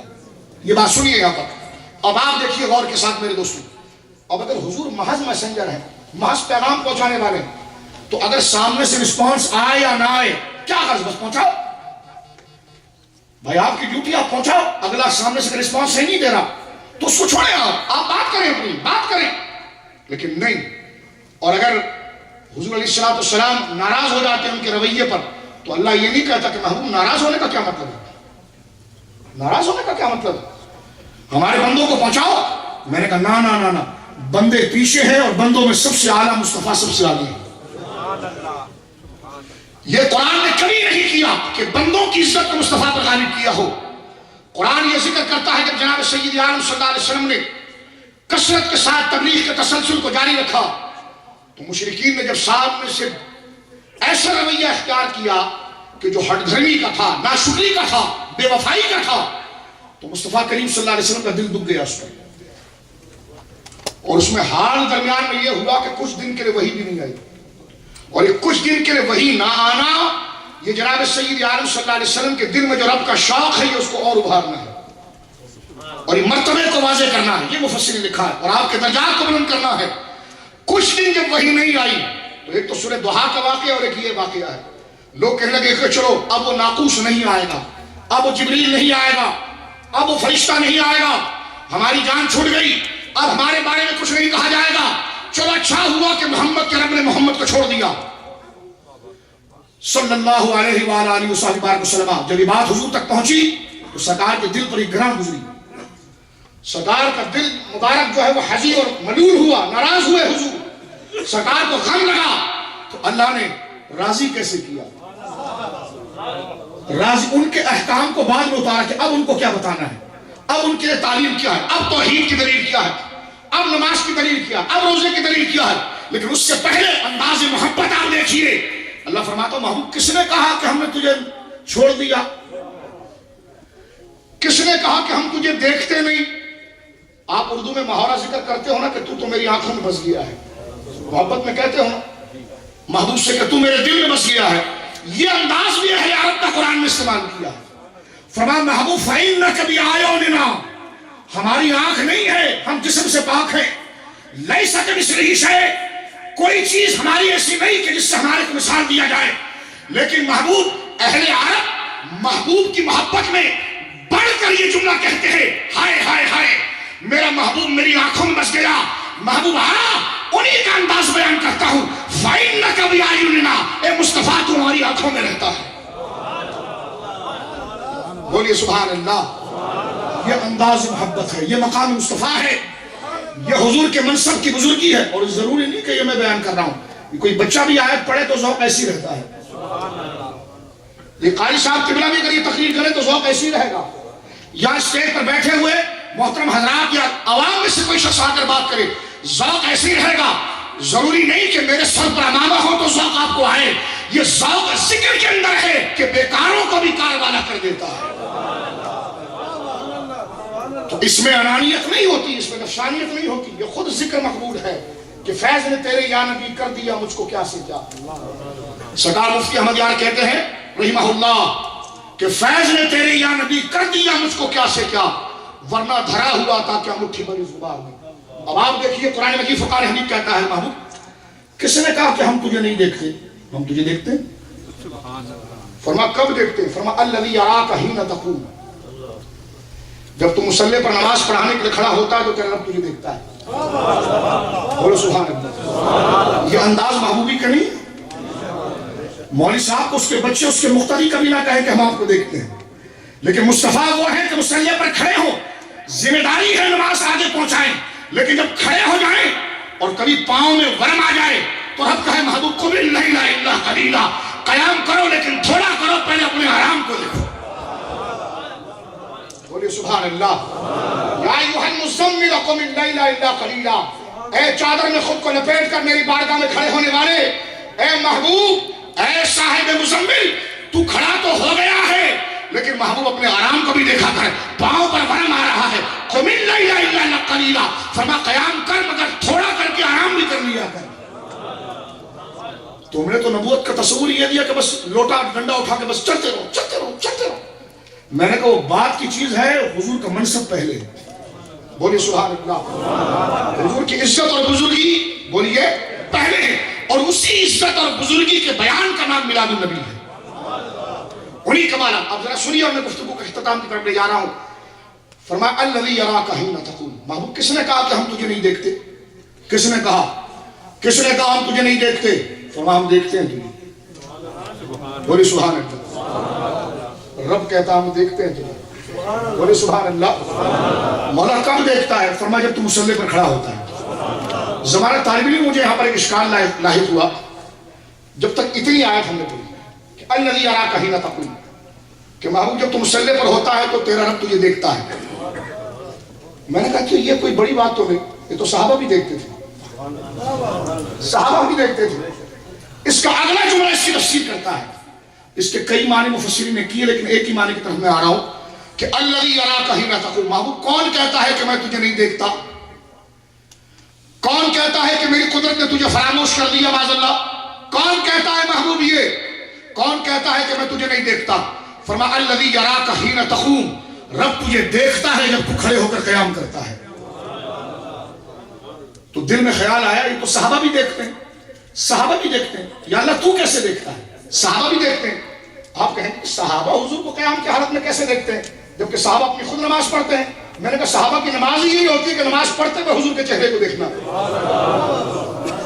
بخاری شریف اٹھا کر آپ دیکھیے کتاب الصلاۃ، کتنا واضح مسئلہ لکھا ہوا ہے بخاری شریف کے اندر۔ ایک صحابی سے اس کے تلمیذ نے پوچھا، ساتھی نے پوچھا کہ سرکار ظہر کی نماز کے اندر تلاوت کرتے تھے؟ سرکار ظہر کی نماز میں آپ دیکھتے ہیں کہ مغرب کی نماز میں تلاوت ہوتی ہے، آپ کو پتہ چل جاتا ہے، فجر میں اور عشاء میں تلاوت ہوتی ہے، آپ کو پتہ چل جاتا ہے، لیکن ظہر میں قبلہ قاری صاحب مدثر اللہ علی جو قرات کرے آپ کو پتہ چلتا ہے کہ کیا پڑھا آپ نے؟ نہیں پتہ چلتا۔ اب یہ سب سے پہلا سوال، کیونکہ نبی پاک کے عمل کا نام ہے ایمان ہے، قال مصطفیٰ اور قرآن ہے حال مصطفیٰ ہے، ذات مصطفیٰ کریم سے شریعت آئے گی۔ تو سوال پوچھا گیا حضور کے شاگرد سے، صحابی سے، کہ حضور فجر کی نماز میں تو پتہ ہے تلاوت ہوتی ہے، یہ ظہر میں بھی حضور کچھ پڑھتے تھے؟ ظہر میں بھی حضور کچھ پڑھتے تھے؟ تو سیدھا سا جواب ہے کہ ہاں پڑھتے تھے، سیدھا سا جواب ہے کہ ہاں پڑھتے تھے۔ لیکن صحابی کا انداز دیکھیے عشق کا کیسا ہے۔ سوال ہوا کہ کیا حضور ظہر کی نماز میں تلاوت کرتے تھے؟ صحابی کہتا ہے ہاں ہم دیکھتے تھے کہ حضور کی داڑھی ہل رہی ہوتی ہے۔ ارے جب تم حضور کے پیچھے کھڑے ہو کر یہ دیکھ رہے ہو کہ داڑھی مبارک ہل رہی ہے تو تم کیا دیکھ رہے ہو؟ چہرہ دیکھ رہے ہو، کیا دیکھ رہے ہیں؟ بولے سبحان اللہ۔ تو اس صحابی کا انداز نماز آپ نے دیکھا؟ حضرت عبداللہ ابن عمر سے آپ نے 4 رکعت رفعین تو پڑھ لیا ہے، لیکن یہ کیوں نہیں پڑھا آپ نے؟ یہ کیوں نہیں پڑھا آپ نے کہ چہرہ مصطفیٰ کو دیکھ رہے ہیں اور داڑھی مبارک ہل رہی؟ بولی سبحان اللہ۔ اور یہ مشکات کتاب الصلاۃ میں روایت موجود ہے، ہر صحابی جلدی وضو کر کے نماز میں پہلے آتا، سن رہے میری بات آپ؟ اور عین اس جگہ پر آتا جہاں پر حضور علیہ السلام کا مؤذن اقامت کہتا ہے، اور عین اس ڈائریکشن کی طرف آتا جو حضور کے دائیں طرف ہے۔ کیوں آتا؟ اس لیے آتا کہ ساری نماز میں انتظار کرتا کہ سرکار سلام کو پھیریں گے، کیونکہ حضور التحیات کی صورت میں ہے اور التحیات میں رب کا مشاہدہ فرما رہے ہیں، رب کے جلووں کا مشاہدہ فرما رہے ہیں۔ التحیات للہ والصلوات والطیبات، ساری بدنی، ساری مالی، ساری اعلی عبادتیں مولا تیرے لیے ہیں۔ اور جو مراقبے کی بات اور جو احسان کی بات امت کو حضور نے فرمائی ہے تو حضور خود منصب پر ہے۔ تو صحابی حضور کے پیچھے دائیں طرف نماز پڑھتا ہے خصوصیت کے ساتھ، اس لیے کہ جب سرکار دو عالم صلی اللہ علیہ وسلم نماز سے چہرہ اپنا کریں سلام کی طرف، اور بلا تشبیہ میرا چہرہ اس لائق نہیں، صرف آپ کو سمجھانے کے لیے میں جملے عرض کر رہا ہوں، نہ میں اس بات کو ادا کی صورت میں کرنا اپنے اوپر کوئی عشق سمجھتا ہوں بلکہ گرا سمجھتا ہوں، صرف آپ کے لیے قدر تنزل کرتے ہوئے میں یہ جملہ کہنا چاہتا ہوں کہ میرے آقا جب سلام پھرتے السلام علیکم ورحمۃ اللہ، تو جب چہرہ مبارک دائیں طرف کرتے تو صحابی جو نماز پڑھ رہا ہے وہ اس فکر میں ہوتا کہ حضور کب سلام پھیریں گے، کب سلام پھیریں گے، کب سلام پھیریں گے۔ جیسے حضور سلام پھیرتے یہ خود سلام نہیں پھیرتا، یہ حضور کے چہرے کو دیکھتا اور باہر نکل کر یہ جملہ کہتا کہ میں ہوں جس نے سب سے پہلے مصطفیٰ کے چہرے کو۔ میں کہتا ہوں ملا جی نماز تو دی آپ نے، یہ ادا کہاں چھوڑا ہے، یہ جذبہ کہاں چھوڑا ہے؟ آپ نماز سکھائیں لیکن اس جذبے کے ساتھ سکھائیں، اس محبت کے ساتھ سکھائیں، اور وہ نماز ملے گی تو آپ کو قاری صاحب کے پاس ملے گی، اور ایسے اہل سنت کی مساجد میں ملے گی کہ جس میں نماز کے ساتھ ساتھ مصطفیٰ کریم کی محبت بھی سکھائے۔ اقبال کتنی پیاری بات کہہ گئے میرے دوستو، نہ ان کی گردن اتنی موٹی تھی اور نہ وہ 8 منزلہ مدرسے کے محتمم تھے، نہ وہ لال مسجد میں تھے۔ جبکہ میں بات کرنا چاہتا ہوں آپ کے سامنے، لال تو مندر ہوتے، مسجد کبھی نہیں ہوتے، کیونکہ مسجدوں کا نام کبھی لال ہوتا ہی نہیں سمجھے آپ؟ مسجد لال تو مندر ہوتا ہے، لال چندر، لال مندر۔ آپ ہندوستان میں ابھی آپ جائیے آپ جائیے یوٹیوب پر، آپ لال ذرا لکھیے تو لال مسجد 1-2 کھلے گی جو بھی ان کی ہوگی، اور مندر 100 کھل جائیں گے مندر۔ تو اب آپ دیکھیے کہ نہ ہی اقبال کسی لال چندر کے ادارے میں تھا کہ جو 132 غریب بچوں کو ذبح کر دیا جائے، مار دیا جائے، اور وہ دہشت گردوں کا سربراہ جو لال جگہ پر رہ کر وہاں سے ہریالی نظر آ سکتی ہے۔ مذمت اہل سنت نے کی ہے کیونکہ ہریالی ہمارے پاس ہے، اور ہریالی امن کا پیغام ہے، لال تو خطرے کا پیغام ہے۔ لال جگہ پر توحید ملے گی یا ہری جگہ پر توحید ملے گی؟ وہ پہلے بتا رہا لال یعنی کچھ بھی نہیں ہے یہاں پر۔ اس لیے وہ حضور کے میلاد کو کہتے ہیں کہ مثل کنہیا کا جنم۔ میں نے کہا جیسی تمہارا مزاج ہے ویسی تمہاری بولی ہے۔ ہم تو حضور کے صدقے جو ہمیں اولاد ملتی ہے ہم اس کو بھی حضور کا تحفہ سمجھتے ہیں، کیونکہ ہمارے وہاں ہریالی ہے، اور ہریالی تصوف کے رنگ میں دیکھیں یا خواب کی تعبیر میں دیکھیں، یہ حسن اور کمال اور عزت کی نشانی ہے۔ لال کو اگر آپ تصوف کے رنگ میں دیکھیں یا خواب کی تعبیر میں دیکھیں، سوائے شرارت کا کچھ بھی نہیں ہے۔ تو میں یہ جملہ کہہ رہا ہوں آپ کے سامنے کہ اقبال نہ کسی لال چندر کے مدرسے میں تھا اور نہ کسی لال چندر کے ادارے میں تھا، لیکن دین وہ سمجھ گیا تھا۔ کتنی پیاری بات اقبال نے کی، جس میں تھوڑا سا میں رد و بدل اگر کر گیا تو معذرت چاہتے ہوئے کہ جو تیرا شوق نہ ہو میری نماز کا امام۔ یا رسول اللہ، اگر تیرا شوق نہ ہو میری نماز کا امام، اگر تیرا قاری صاحب نماز پڑھاتے ہیں نا یہاں پر، آپ کے امام کون ہوتے ہیں؟ قاری صاحب قبلہ ہوتے ہیں نا، لیکن قاری صاحب سے پوچھیں آپ کا امام کون ہوتا ہے؟ یہ کہتے ہیں عشق رسول ہوتا ہے۔ پوچھیں سے آپ کے امام قاری صاحب، اور قاری صاحب کا امام عزت مصطفیٰ، قاری صاحب کا امام عشق مصطفیٰ، قاری صاحب کا امام ذکر کمالات مصطفیٰ۔ آپ کی نماز قاری صاحب کے پلے، قاری صاحب کی نماز مصطفیٰ کی عشق کے پلے، اور خدا وہی نماز مقبول کرتا ہے جس نماز پر عشق مصطفیٰ کا رنگ چڑھا ہوا۔ یہ سادہ سا کانسیپٹ ہے قرآن کی تمام آیتوں کا، اور یہ سادہ سی تعبیر ہے، اور کیا پیاری بات اقبال نے کی ہے۔ وہ کہتا ہے اگر تیرا شوق نہ ہو میری نماز کا امام، میرا قیام بھی حجاب میرا سجود بھی حجاب۔ یا حجاب سے مراد وہ برقع نہیں ہے، حجاب سے مراد وہ برقع نہیں ہے، بلکہ حجاب سے مراد یہ تصوف کی اصطلاح ہے۔ حجاب اس آڑ کو کہتے ہیں، اس بند راستے کو کہتے ہیں، اس غلط شے کو کہتے ہیں جو رب کے قریب لے جانے کی بجائے دور کر دیتے ہیں۔ جو فکر، جو عقیدہ، جو نظریہ مصطفیٰ کریم کے قریب جانے سے روک دے وہ حجاب ہے۔ جبکہ جملہ کیا کہتا ہے؟ اگر تیرا شوق نہ ہو میری نماز کا امام، میرا قیام بھی حجاب میرا سجود بھی حجاب۔ جبکہ قیام حجاب نہیں ہوتا، قیام ہی تو رب تک پہنچاتا ہے، سجدہ حجاب نہیں ہوتا، یہ تو وصل کی منزل ہے۔ جب بندہ سجدہ کرتا ہے تو شیطان چیختا ہے، حدیث میں آتا ہے کہ ہائے ہائے ہائے بربادی ہے میرے لیے کہ مجھے حکم ہوا تھا میں نے نہ کیا، لیکن اس نے سجدہ کر کے رب کو راضی کر دیا ہے۔ تو سجدہ دور کرنے کی چیز تو نہیں ہے، سجدہ تو قریب کرنے کی چیز ہے، لیکن بڑی خوبصورت علمی معلومات کا ذخیرہ اس شعر میں جمع کر دیا۔ کہتے ہیں کہ اگر تیرا شوق نہ ہو میری نماز کا امام، حضور اگر آپ کی محبت میری نماز کی امامت نہ کرے تو میرا قیام بھی حجاب میرا سجود بھی حجاب۔ قیام خود سے رب کے پاس نہیں لے جاتا، فرمایا قیام تو مصطفیٰ کے پاس لے جاتا ہے، مصطفیٰ کا عشق ہے جو اسے اٹھا کے خدا کے پاس لے جاتا ہے۔ بولیے سبحان اللہ۔ تو مولوی صاحب بغیر غلو اور مبالغے کے تو عشق بنتا بھی نہیں ہے۔ یہ تھوک کا ادب کرنا یہ غلو نہیں ہے، یہ پسینے کا ادب کرنا یہ غلو نہیں ہے۔ بولیے یہ سرکار دو عالم صلی اللہ علیہ وسلم کے منہ مبارک کا ادب کرنا غلو نہیں ہے، لیکن وہ غلو ہے، یہ وہ ذاتی ہے جو حضور کے شاہن شان ہے۔ قرآن نے جس ذاتی سے منع کیا ہے مسلمان وہ نہیں کرتے۔ وہ کیا ہے کہ خدا کا بیٹا کہنا، خدا کا یا پھر خدا کہنا۔ میں کہتا ہوں یہ تو نیو جرسی امریکہ کا علاقہ ہے، آپ اگر ہمارے پاکستان تشریف لے آئیں، ہندوستان چلے جائیں یا بنگلہ دیش چلے جائیں، روڈ پر بیٹھا ہوا ایک موچی بھی اگر ہو یا سبزی بیچنے والا ایک عام سطح کا شخص ہو جو اپنا نام بھی نہیں بتا سکے، اور وہ اپنی کم علمی میں اتنا نیچے گر گیا ہو کہ وہ اپنا نام بھی نہ لے سکے اپنا۔ ایک مجلس میں ہم بیٹھے تھے تو ایک شخص آیا، بڑی پگڑی اس نے پہنی ہوئی تھی اور بہت بڑا جبہ تھا، تو ہمارے شیخ الحدیث صاحب ہمیں اس زمانے میں بخاری شریف پڑھا رہے تھے، تو وہ ان کے جبے اور پگڑی سے بڑے مرعوب ہوئے، انہوں نے کتاب بند کر دی، اور جو شخص آیا بڑی پگڑی پہن کر اور بڑا جبے سے، انہوں نے جگہ بنائی، انہوں نے کہا کہ حضرت آپ تشریف رکھیں، تو بیٹھ گیا، سندھ سے آئے تو بیٹھ گئے. تو حضرت نے یعنی مرعوب ہو کر کہ بہت بڑے عالم آئے، ان کے سامنے میں حدیث کیسے پڑھاؤں، کیونکہ انہوں نے جبہ پہنا ہوا تھا، بہت بڑی پگڑی پہنی ہوئی تھی. تو ان سے کہا نادر شاہ ہے. تو انہوں نے نادر شاہ ہے یعنی پوچھا ان سے سندھی میں کہ تمہارا نام کیا ہے؟ انہوں نے کہا جی یوسف. اس نے کیا جواب دیا؟ یوسف. یعنی نام اس کا یوسف تھا. اس نے جواب کیا دیا؟ یوسف. یعنی اتنا گیا گزرا تھا کہ نام بھی نہیں لے سکا.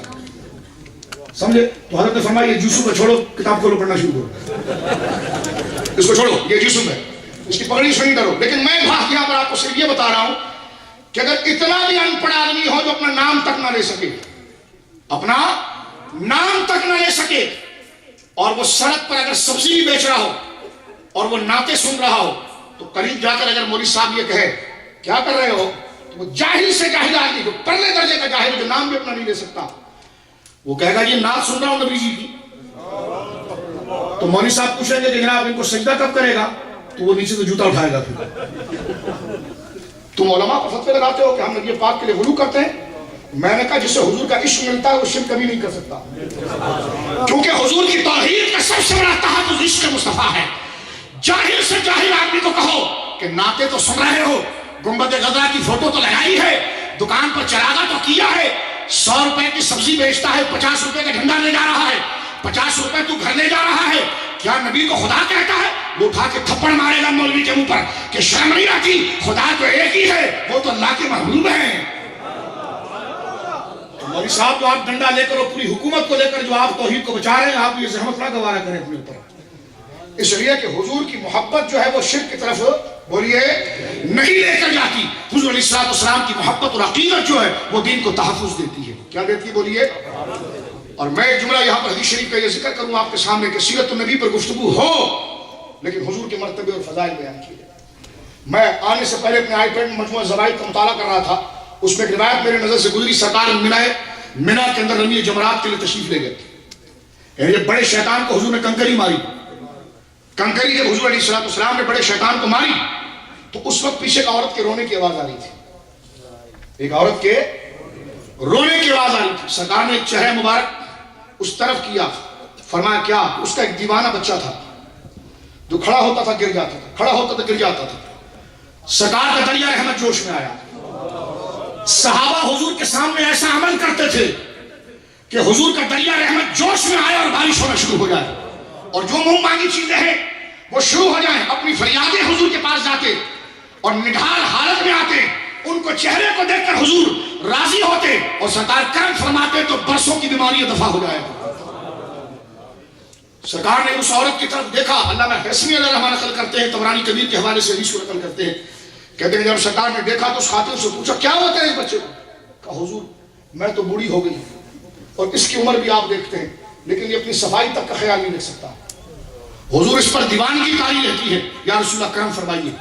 سرکار نے آگے سے نہیں کہا کہ بی بی جی یہ مسئلہ کسی ڈاکٹر کا، میں تو نبی ہوں، میں تو صرف کتاب دینے آیا. مجھ سے تو آپ وضو کا مسئلہ پوچھیں، مجھے نماز میں کتنی جگہ رفع دین ہوتا ہے یہ پوچھیں، ولدان کے بعد آمین آہستہ کہنا یا زور سے کہنا یہ پوچھیں، ٹانگوں کو کس طرح جوڑنا ہے، کندھوں کو کس طرح جوڑنا یہ پوچھیں. مجھ سے پوچھیں کہ جناب جو ہے وہ قرآن کیسا پڑھا جاتا ہے، یہ کام میرا تو نہیں ہے. میں نے کہا ملا جی نبی پاک نے یہ نہیں بتایا، بلکہ جو حضور نے کر دیا نا تو اس سے کانسیپٹ واضح ہو گیا کہ سیرت کے جلسوں میں پہلے میلاد ہوگا اور پھر سیرت ہوگی.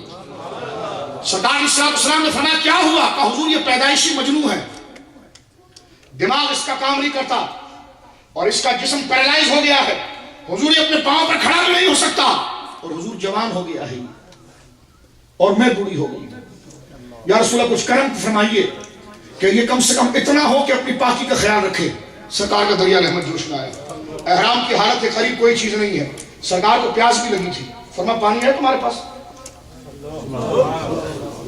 تو اس سے پیچھے کا عورت کھڑی تھی، اس نے کہا کہ ہاں میرے پاس ہے. حدیث میں آتا ہے کہ پتھر کا پیالہ تھا، اس نے اپنے مشکیزے سے پانی ڈالا، سرکار کو پیاس بھی لگی تھی، سرکار اس پتھر کے پیالے کو اٹھایا اور ایک گھونٹ پیا اور دوسرا گھونٹ دوبارہ اس پانی میں ڈال دیا، فرمایا پلا دے اس کو. تو پیچھے والی عورت کہتی کہ دیکھ پیالہ میرا تھا، پانی میرا تھا، بچے کو سارا نہ پلانا، تھوڑا مجھے بھی دینا.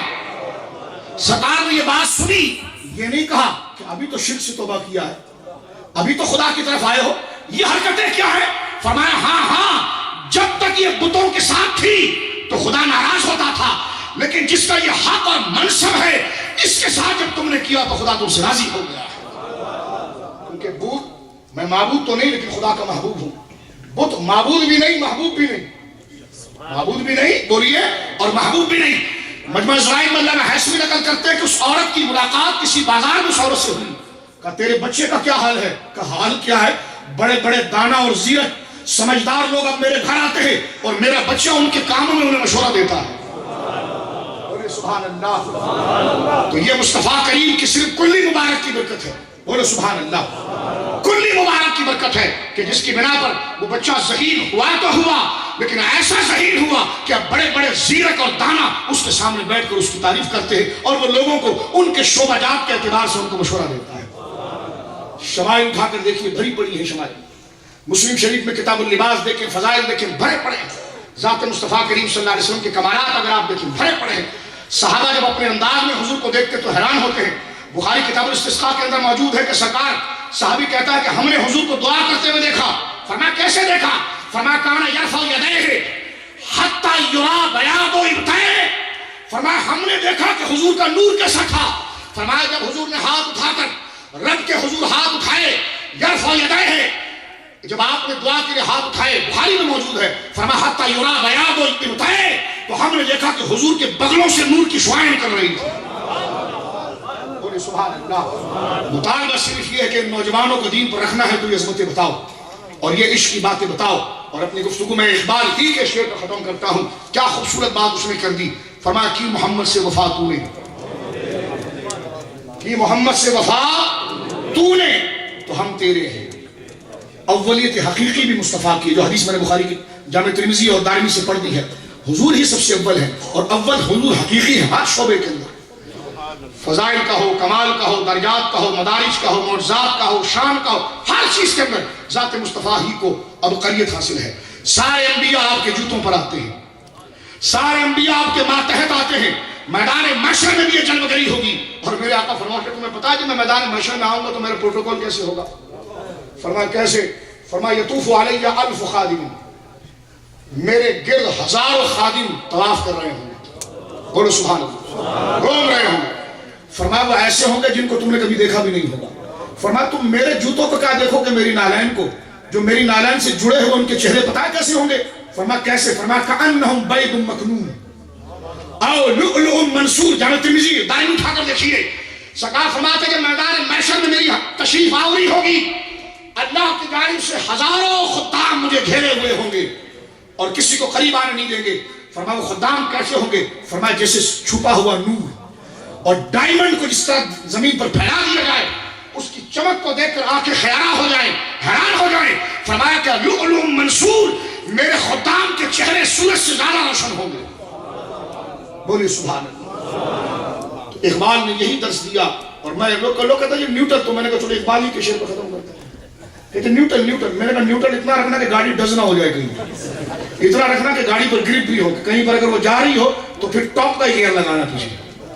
صحیح لوگوں کے ساتھ نیوٹن ہونا چاہیے، نیوٹن کہتے کہ سب صحیح ہے۔ میں نے کہا تم خود غلط ہو اس لیے سب صحیح، کیسے سب صحیح؟ سب صحیح کیسے ہو سکتے ہیں؟ غیر مغضوب علیہم ولا الضالین نہیں ہے، سب صحیح کیسے ہو سکتے ہیں؟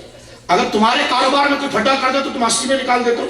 ہم کہتے ہیں سب انسان صحیح ہے، کہنا مولانا دماغ صحیح ہے، تو میں نے کہا یہ تو ہم تم کو سمجھا رہے ہیں کہ سب صحیح نہیں ہوتے، سب صحیح نہیں ہوتے، اس کو قبول کریں آپ، شیطان کہیں گمراہ نہ کرے، اس کو قبول کریں، سب صحیح نہیں، وہی صحیح ہے جن کی زبان حضور کے عشق سے تر ہے اور جن کے سینے حضور کی یاد سے معمور ہے۔ میں نے کہا نیوٹن کرتے ہو تو آؤ پھر اسی طرف میں آ جاتا ہوں اور یہ بات میں آپ کے سامنے پیش کرتا ہوں جو اقبال نے کی محمد سے وفا تو نے۔ مجھے یوں لگتا ہے کہ میدان محشر ہوگا، میدان محشر ہوگا اور جتنی آیات شفاعت سے متعلق ہے، جتنی آیات اور احادیث شفاعت سے متعلق ہے، وجاہت و کمالات اور عزت اور بزرگی کے منصب سے متعلق ہے، اگر آپ اس کو جمع کریں تو مفہوم یہی بنے گا کہ رب کریم قیامت کے دن ہر بندے سے پوچھے گا کی محمد سے وفا تو نے، کی محمد سے وفا تو نے۔ آگے نہ جائیں، اسی پر رک جائیں، ساری بات ہی ہے، یہ سوال ہی ہے کہ کی محمد سے وفا تو نے، کی محمد سے وفا تو نے۔ تو محمد عربی سے وفا کیا ہے کہ ان کا ذکر کیا تھا، ان سے محبت کی تھی، ان کے اہل و عیال سے محبت کی تھی، ان کے ازواج مطہرات کا ادب کیا تھا، پلید زبان سے بکواس تو نہیں کی ان کے ازواج مطہرات کے لیے کہ نبی کی صحبت میں رہ کر عورت نہ بدلی۔ مسلم شریف کی حدیث سے سرکار فرماتے میری صحبت میں شیطان نے آ کر کلمہ پڑھا ہے۔ مسلم دیکھیے سرکار فرماتے ہر شخص کے ساتھ ایک فرشتہ اور ایک شیطان پیدا ہوتا ہے، فرشتہ نیکی کی دعوت دیتا ہے، شیطان اس کو گمراہ کرتا ہے۔ صحابہ نے پوچھا حضور آپ کے ساتھ بھی ہے؟ کہا ہاں فرشتہ بھی ہے۔ فرمایا شیطان بھی آپ کے ساتھ آیا ہے؟ فرمایا ہاں، لیکن اللہ کی مدد تھی، میری صحبت پا کے کلمہ پڑھ گیا۔ تو نبی کی صحبت میں شیطان کلمہ پڑھ جائے تو سیدہ عابدہ زاہدہ عائشہ صدیقہ بنت صدیق کے بارے میں یہ جملہ کہنا کہ نہیں بدلی یہ بیدبی نہیں ہے؟ بولیے۔ اور میں یہ کہتا ہوں کہ اگر بیدبی نہیں لگتی تو ابو بکر کو ابو بکر کہو، صحابی کیوں کہتے ہو؟ کیونکہ صحابی بنا صحبت ہی سے تو ہے، کیونکہ ابو بکر صدیق اپنے نام پر وہ فخر نہیں کرتے جو حضور کی صحبت پر کرتے ہیں۔ جب حضور کی صحبت سے دور تھے تو ابو بکر ہوئے، اور صحبت میں آ گئے تو صحابی ہو گئے۔ کیا ہو گئے بولیے؟ صحابی ہو گئے۔ تو یہی بات ہے کہ تو نے ازواج مطہرات کا ادب کیا تھا؟ تو کہے گا ہاں۔ کہ حضور کا ذکر کیا تھا؟ کہ ہاں۔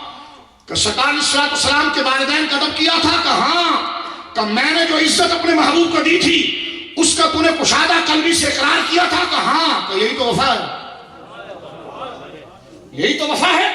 فرمایا کی محمد سے وفا تو نے تو جس نے حضور کی تعریفیں کی ہوگی اور کھل کر حضور کا ذکر کیا، اور کھل کر کیوں نہ کریں؟ کوئی حضور ہماری کوئی معاذ اللہ کوئی مخالف پارٹی کے لیڈر ہے کیا؟ معاذ اللہ جب کلمہ پڑھتے تو تعریف کرنے میں کیا حرج ہے؟ تعریف کرنے میں بولیے کیا حرج ہے؟ صحابہ ہیں نماز میں اگر ادب کریں تو توحید خطرے میں نہیں آتی، توحید مضبوط ہوتی ہے۔ دیکھ رہے ہیں آپ؟ تو یہ اللہ رب العالمین میدان محشر میں سوال کرے گا کی محمد سے وفا تو نے، کی محمد سے وفا تو نے؟ تو جن کے عمل صحابہ کی عزت کے لیے گزرے ہوں، جن کے عمل اہل بیت کے ادب میں گزرے ہوں، جن کی زبان ذکر مصطفیٰ کی تعریف اور توصیف اور حضور کے کمالات میں گزری ہو، اس کے چہرے کی لائٹ آن ہو جائے گی تو اللہ کہے گا پھر ہم تیرے ہیں، ہم بولیے تیرے ہیں۔ فرمایا کہ جب ہم تیرے ہیں، فرمایا کی محمد سے وفا تو نے۔ اب دیکھیں حضور کو چھوڑ کر اگر کوئی صحابہ کو مانتا ہے تو وہ ایک فرقے میں چلا جاتا ہے، حضور کو چھوڑ کر اگر کوئی اہل بیت کو مانتا ہے تو وہ ایک فرقے میں چلا جاتا ہے، حضور کے ذکر کو چھوڑ کر جو خدا کو مانتا ہے تو ملحد اور بے دین ہو جاتا ہے، اور جو حضور کے ذریعے سب کو مانتا ہے وہ جماعت بن جاتا ہے۔ کیا بن جاتا بولیے؟ صدیق اکبر کی عظمت ہوئی۔ ہمارے کراچی میں ایک ڈرامہ ہوتا ہے 22 جماعت الثانی کو، سارے کراچی میں چوکنگ ہوتی ہے 22 جماعت الثانی کو جلوس نکالو جلوس نکالو۔ ہم نے کہا ارے یہ تو ان کی جانب سے جو میلاد میں پھٹ رہے تھے۔ 2005 میں ان خوارج نے قیامت ڈھائی کراچی کے اندر، اور مسٹر پارک کے اندر 62 کے قریب علماء شہید ہوئے، 62 کے قریب علماء دہشت گردی کا نشانہ ہوئے۔ وہی دہشت گرد کراچی کے اندر پاکستان میں دیواروں پر چوکنگ کرتے ہیں کہ صدیق اکبر کے نام پر چھٹی اور ریلیاں نکالی جائے۔ میں نے کہا کیوں؟ کہ صدیق اکبر کو خوش کر رہے ہو؟ میں نے کہا وہ خوش نہیں، وہ تمہارے لیے بددعا کر رہے ہیں، اس لیے کہ جس ابو بکر نے جس مصطفیٰ کے جوتوں کو چوم کر صدیق اکبر بنا، اس کا یوم تو تم نے حرام کر دیا، اس نبی کے نام کی ریلیاں تو تمہارے وہاں بدعت ہو گئی، وہ جلوس بدعت ہو گئے صحابہ کو۔ تو میں نے کہا سنو، مصطفیٰ کو چھوڑ کر اگر صحابہ کی طرف جاؤ گے تو خارجی بنو گے، مصطفیٰ کو چھوڑ کر اہل بیت کی طرف جاؤ گے تو رافضی بنو گے، مصطفیٰ کو چھوڑ کر خدا کی طرف جاؤ گے تو ملحد بنو گے، مصطفیٰ کے ذریعے سب کو مانو گے تو جماعت اور سنی بنو گے۔ اللہ رب العالمین جل وعلا ہر رشتے ہر تقاضے کو حضور کے ذریعے ادا کرنے کی توفیق عطا فرمائے۔ یہ زبانیں کبھی آپ نے غور کیا آپ کو کیوں ملی ہے؟ یہ سینہ کیوں ملا ہے؟ میرا امام کہتا ہے دہن میں زبان تمہارے لیے۔ یہ بازو کی پختگی کیوں ہے؟ فرمایا مصطفیٰ کے جھنڈے لگانے کی۔ یہ سینے کی کشادگی کیوں ہے؟ فرمایا ذکر مصطفیٰ کے لیے۔ یہ ذہنوں کی اور فکر کی سلامت کیوں ہے؟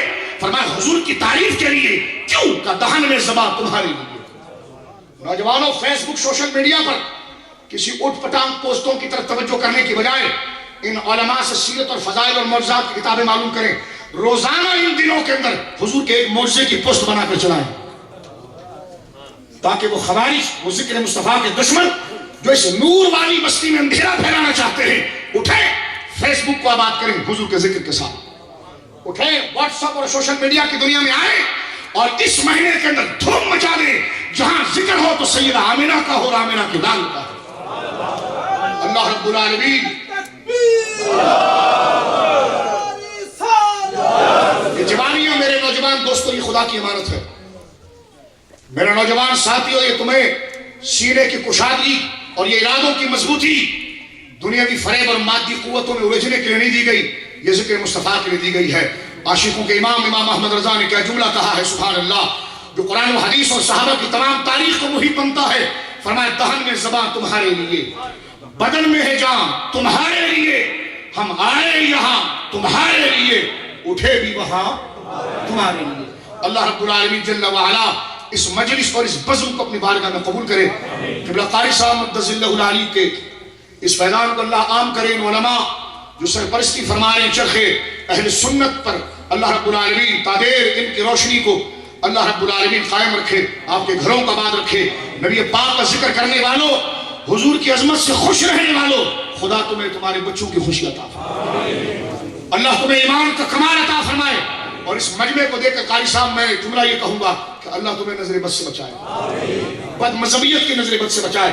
اللہ تمہیں اتحاد رکھے، انتشار سے بچائے، اختلاف سے بچائے.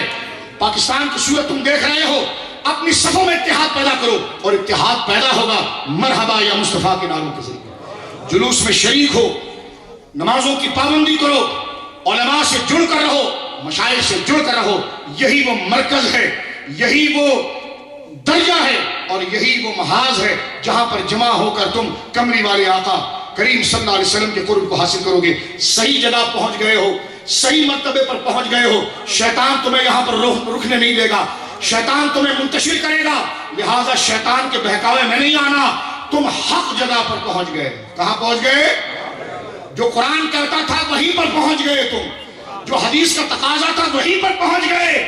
تمہارا دین مکمل ہو گیا ہے، بس اب جم کر قیامت کا انتظار کرو اور اسی راستے پر چلو. اللہ رب العالمین تمہیں تفرقہ بازی سے، انتشار سے، افتراق سے اور باہم اختلاف سے اللہ بچائے، اور اللہ تمام عاشقان مصطفیٰ میں یکجہتی رکھے. اور یکجہتی کا ثبوت آپ کے علاقے میں جو جلوس ہے یا کہاں پر جلوس ہے وہاں پر حاضری ہو اور ایک امت ہونے کا بھرپور ثبوت دیں، جہاں رنگ و نسل نہ ہو بلکہ مرحبا یا مصطفیٰ کے نعرے ہوں. وآخر دعوانا الحمدللہ رب العالمین.